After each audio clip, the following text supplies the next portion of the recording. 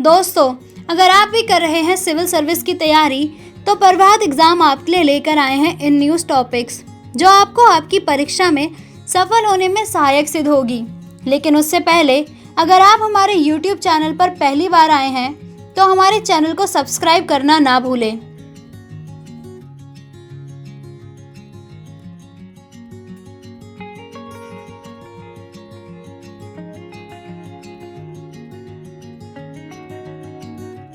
भारत की neighbourhood first नीति।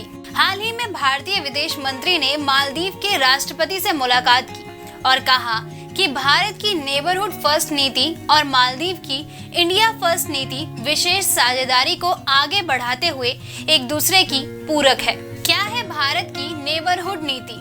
अपनी नेबरहुड फर्स्ट नीति के तहत भारत अपने सभी पड़ोसियों के साथ मैत्रीपूर्ण और पारस्परिक रूप से लाभप्रद संबंध विकसित करने के लिए प्रतिबद्ध है। भारत एक सक्रिय विकास भागीदारी है और इन देशों में कई परियोजनाओं में शामिल है। भारत की नेबरहुड फर्स्ट नीति स्थिरता और समृद्धि के लिए पारस्परिक रूप से लाभप्रद जन उन्मुख क्षेत्रीय ढांचे के निर्माण पर केंद्रित है। इन देशों के साथ भारत का जुड़ाव एक परामर्शी, गैर पारस्परिक और परिणाम उन्मुख दृष्टिकोण पर आधारित है जो अधिक से अधिक कनेक्टिविटी, बेहतर बुनियादी ढांचे, विभिन्न क्षेत्रों में मजबूत विकास सहयोग, सुरक्षा और व्यापक जन समूह संपर्क जैसे लाभ प्रदान करने पर केंद्रित है।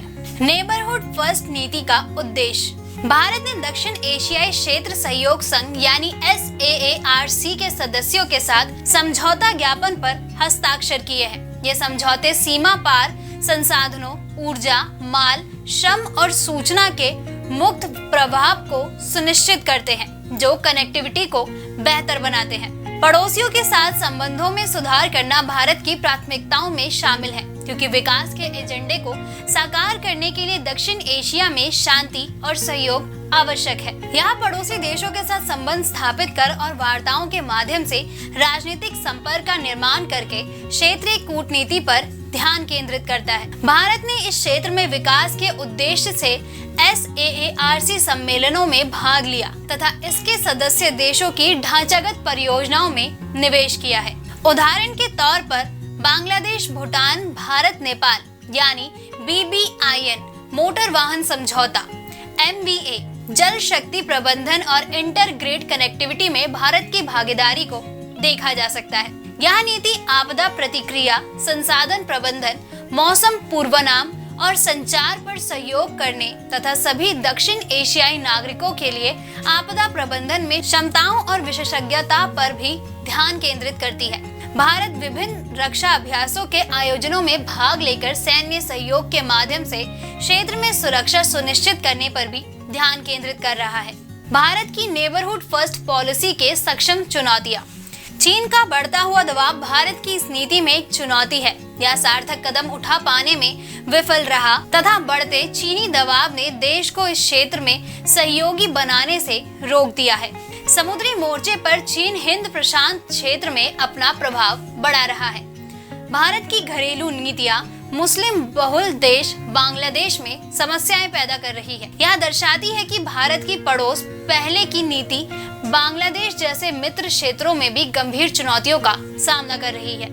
भारत विशेष रूप से क्वाड और अन्य बहुपक्षीय और लघु पार्श्व पहलों के माध्यम से पश्चिम के करीब आता है, लेकिन पश्चिम के साथ श्रीलंका के संबंध अच्छी दिशा में नहीं बढ़ रहे हैं क्योंकि देश की वर्तमान सरकार को मानव अधिकारों के मुद्दों, स्वतंत्रता पर पश्चिमी राजधानियां या देशों से बढ़ती आलोचना का सामना करना पड़ रहा है।